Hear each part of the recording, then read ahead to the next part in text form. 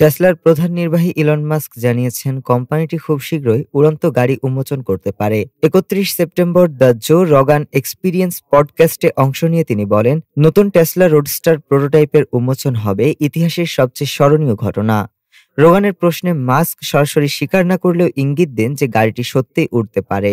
তিনি বলেন, উন্মোচনের আগে কিছু কথা বলা ঠিক হবে না, তবে এটি হতে পারে বিশ্বের অবিশ্বাস্য প্রযুক্তিপণ্য।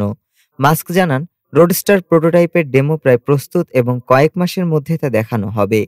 তার দাবি, গাড়িটিতে এমন প্রযুক্তি ব্যবহার করা হবে যা জেমস বন্ডের বিখ্যাত গাড়িকেও হার মানাবে। তবে একই সঙ্গে যুক্তরাষ্ট্রে ইলেকট্রিক গাড়ির কর ছাড় তুলে দেওয়ার প্রস্তাব টেসলার বিক্রিতে প্রভাব ফেলতে পারে বলে বিশ্লেষকদের আশঙ্কা। ইতিমধ্যে ক্যালিফোর্নিয়ার আলেফ ও জবি এভিয়েশন কোম্পানিগুলো উড়ন্ত গাড়ি ও আকাশ ট্যাক্সির পরীক্ষামূলক প্রকল্পে অগ্রসর হয়েছেন।